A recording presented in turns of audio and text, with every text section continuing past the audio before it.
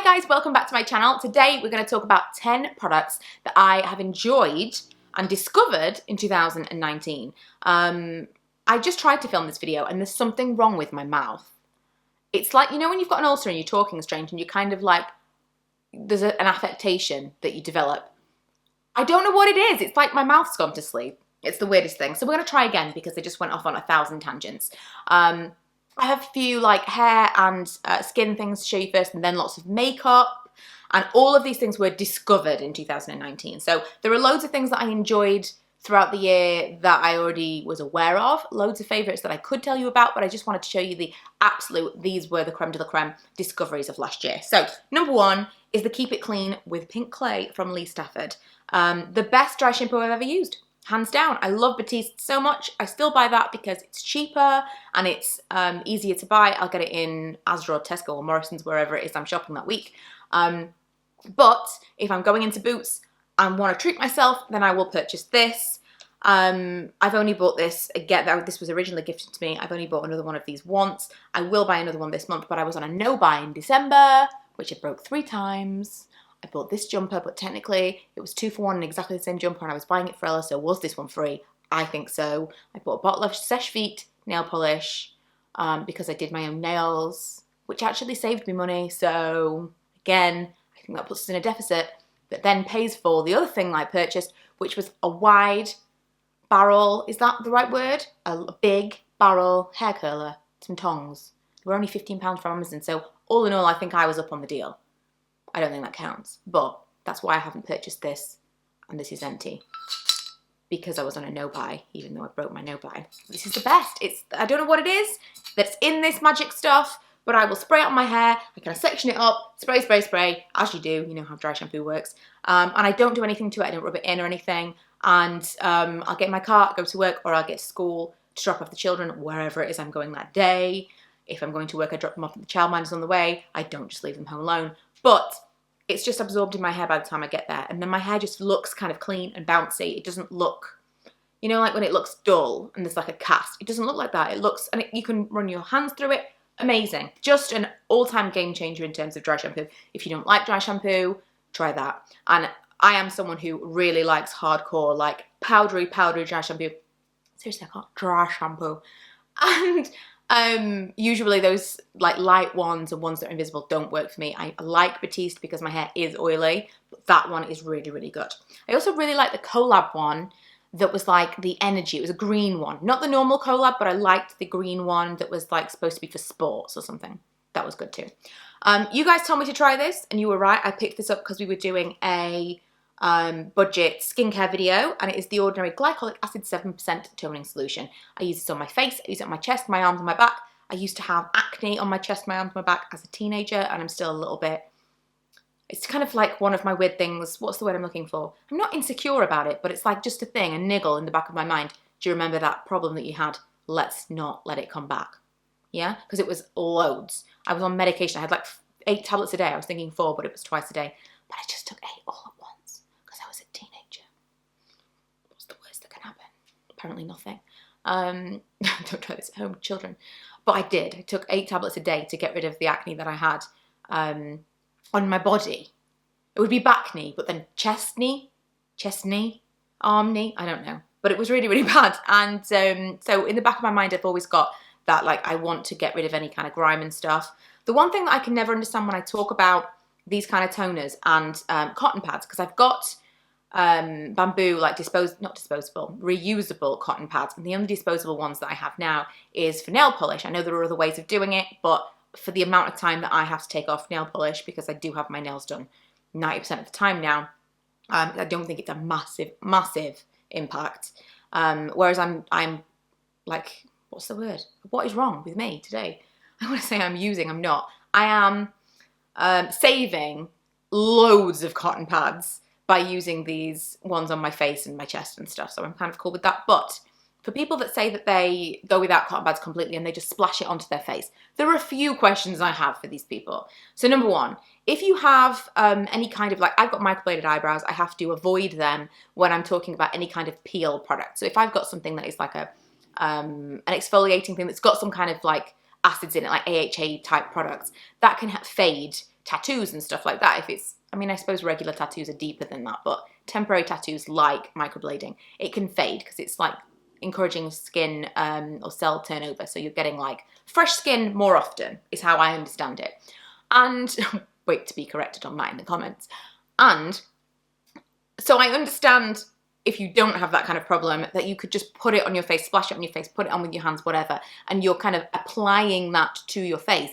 But for me, when I use it, especially when I use it on my body, it is grim. Like, I will use a regular manual exfoliator. I am a clean person. I have like long baths every single day. I am in the bath. I will scrub. I will wash my entire body. And I don't understand the stuff that comes off on those like bamboo cotton pads that I've got. If I get my husband to do my back, it's like dirt. And I suppose it is. It's like grime that's just in your skin. And that makes me wonder what it would be like for those people who are not using them at all. If you used one, would you suddenly be like, holy crap? That is my question. So if you don't use anything and you just splash it on your face, how does that work? If you use a cotton pad just one time, is it just super, super clean? Is your skin just crazy clean? Maybe it's because I'm oily. I don't know. But it always comes to my mind. Next, the Nspa Softening Cleansing Balm. Another thing that I will definitely be repurchasing. It is a really nice cleansing balm and it's usually on offer. It's around £10. I'm pretty much nearly done with this. Around £10, you can usually get it for like 5 or 6 depending on the offer at the time. You can get it from Asda. It's just a really, really nice cleansing balm. It's soft straight away. You don't need to kind of warm it up in your hands. You don't need a lot of product. All over the face, then a hot flannel, perfect. And again, when we've been talking about sustainability and making kind of eco-friendly swaps in your beauty routine, lots of people have told me, like I talked about the makeup eraser, and lots of people were saying, well, I love the makeup eraser because it's stopping me from using all these face wipes and micellar waters and stuff. I think the reason the makeup eraser didn't appeal to me, apart from the fact that I did have like some mild chemical burn from the one that I tried, which was not ideal. I'm fairly certain that there was just something left over on that I should have washed it first, and that was my bad. But the reason that doesn't appeal to me is because I really like just a cleanser and a hot cloth, like a flannel, just get my skin clean, which probably is hand in hand with the whole wanting to use a proper pad to use the toner as well. But we're going off on a tangent. Makeup. I have so much stuff that I could have put in this. I have so many products that I wanted to talk about, but I feel like we've talked about them ad nauseum anyway, because I was really enjoying using them at the time throughout the year. But also this year is going to be more of a reuse what you've got than a new all the time. And so you're going to see these products again. These are not like, it's not like I'm trashing them. We're going to talk about my current favorites in other videos. So number one, the e.l.f. Under Eye Setting Powder. I just wish that they did this in a larger thing, because I got a different one from Collection, which I hoped was basically going to be this, but in a larger pot, but it was full of glitter and horrible. This is just one of the best setting powders I've used in so long. It's not expensive, but it's tiny, so it kind of then, how expensive actually is it? For what you're getting, it is expensive. But this completely, also, I don't know if there are different colours, but this says sheer on the side, in case that's useful for anyone. This completely changed the way that I set my makeup. So now, I'll use different setting powders. I'm using one from AUDIBLE, one that's supposed to be like the Laura Mercier. Love, but it's very, very new, and I want to mention this because I was using this more often last year. So what I'll do is I've got like a very small, like a setting brush from Real Techniques, might even be called a setting brush, like a little small domed one. And I put my brush in this, a bit like baking for the over 30s guys. And I just put it kind of in inner corners here, down my nose, either side of my nose, chin, and here. So like T-zone area, but in the areas that I need to kind of blur. So around here with my pores, around under just here, because I find the little, what's the word I've got? Oh my God, what is the word? There's like a word for this thing underneath your eye where it's like an indent. Hollows. And obviously the oily places. So basically down the center of my face. These are not places that I'm particularly worried about fine lines. This is more kind of here, here, here a little bit, but I'm not really bothered. But that's kind of a safe zone for me. I don't put powder anywhere else. I'll kind of bake it a little bit. I'll leave it for a few minutes while I'm doing other things, like I'll do my highlight and stuff because this is this part of my face, and then I'll dust it away a little bit, put on some Morphe Continuous Setting Spray, all melds together and it is the most perfect makeup. We will do this in a video, but I want to mention this because it's super, super fine, really flattering powder anyway, but that completely introduced me to that way of, I just kind of, it evolved over time, and it started because I got an under eye setting powder, which was totally new to me. The setting spray from Primark, the matte one, I talked about this so much. I use this as a primer. I don't enjoy it as a setting spray because it's just like a hose. So I'll put it on all over my face, totally saturate my face, wait for it to dry, then do my makeup. It is the best matte anything. It's the best like oil blocker, if you will, that I've ever tried. Apart from, I've had some like powder primers in the past, but in terms of not doing any damage to my skin, I don't feel like I'm dehydrated after using this. And it's very, very inexpensive. You can pick this up, I think it was £3. They do it from time to time. At best foundation of the year, this was difficult because I did try a lot of new foundations last year, but this has got to be a standout. And I know this is on the cusp of, depending on whether or not you think that over £10, but number 7 is still budget. I think this is kind of mid-range for a lot of people. But there are usually, again, discounts and vouchers to have. The number 7 Stay Perfect. The colour I've got is Calico. I have used this so much since I purchased it. I no longer am a massive fan of the Revlon Colour Stay. There are a bunch of other ones that I tried last year and thought they were great until I used this. It's just amazing. If you haven't tried it, you should. And I'm going to be trying more number 7 foundations this year. I'm also going to be doing more like Foundation Friday videos where we do day tests of foundation. So let me know what specific things you would like to know about foundations when I do put them to the test. This Primark Taupe Treasure, it's just a little 9-pan eyeshadow palette. And the only reason I'm mentioning this is because this is the best black eyeshadow I've ever used in my entire life. This one right here. It's pretty much the only thing I used this entire palette for. But I think, yeah, the palette was £3. If that had been £3 for just one black eyeshadow and it had been that good, I would have been equally as happy. And so I'm mentioning it, number 1, because best black eyeshadow I've ever used. And number 2, because as with the e.l.f. one, this introduced me to powder eyeliner. So I'm wearing a different one today. But again, a very, very dark eyeliner on an eyeliner brush. Sorry, a very, very dark eyeshadow on an eyeliner brush, just kind of smudged out. I hold my eye, which you shouldn't do, but I do, because it causes wrinkles, but hey-ho. And I just kind of like line my eye. Really, really easy, forgiving way to do eyeliner if you don't want it to be too harsh, if you're a little bit worried about not like having a steady hand. It's a really great way of doing it. And this was, again, just a highlight. Not a highlight, very, very black, but a standout product. These products are one product, basically. The NYX Born to Glow Liquid Illuminators.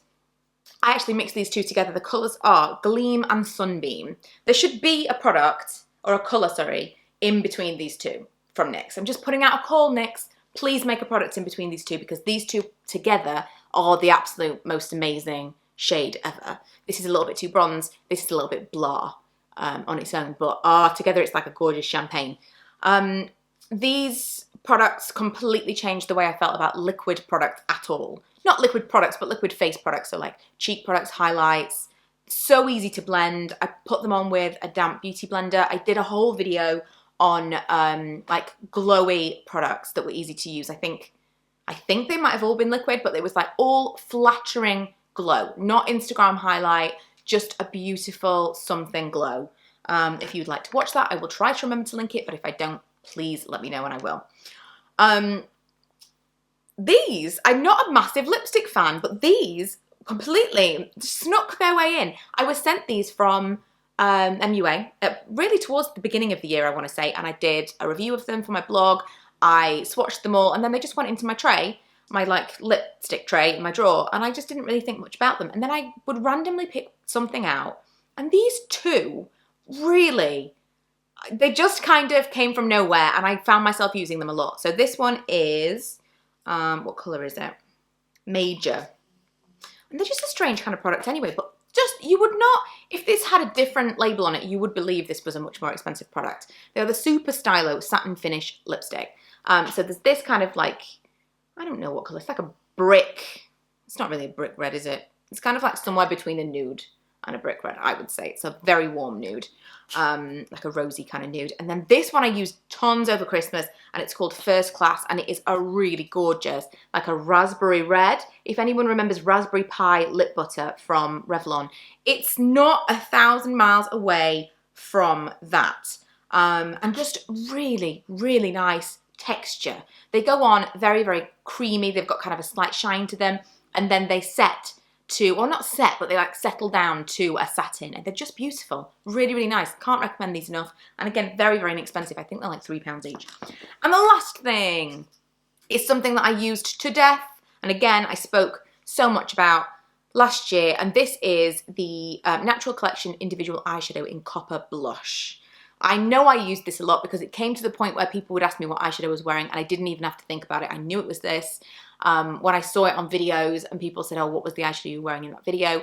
I didn't even have to go and check what the name was. I knew it was Copper Blush. I just knew. It's such a beautiful, I know I should have been swatching things throughout. It's really blah though, like swatched. It doesn't seem like all that. It's just a nice kind of bronzy, goldy neutral, but it's such a pretty colour on the eyes. I wore it all over my lid, a little bit smudged underneath. Such an easy eye look, and it's super inexpensive. Again, I think these are like $1.99 each. And now I've got a few because I think that they are really, really nice quality for the money. But that particular one, I think is going to be like across the board, very, very flattering for lots of people. Just easy to wear. So that's it. Oh my goodness. I thought we were going to go on forever. Like I say, they were just some standouts from things that I found last year. There were for sure other products that I used more in certain categories. There were other products that I've just kind of continued to use. Lash Sensational from Maybelline, for example, has been a long-term mascara favourite of mine. But we'll get to that. We'll talk about that in another video. You'll see all of those other products. I'm going to do some like top 10s, that kind of thing. That's something that's been requested for this year. But I wanted to talk about things that I actually found last year as brand new products to me. And I would love to know, what is your number one? The one thing, it would be difficult for me to choose, so I know I'm putting you on the spot, but your number one thing, if you had to choose one thing, your favourite beauty discovery, or it could be like, it could be a technique, favourite beauty discovery of 2019. And let's see how many people have got the same thing. Let's see if any of ours are the same. Anyway, if you haven't already, don't forget to subscribe, and I will see you guys next time. Bye!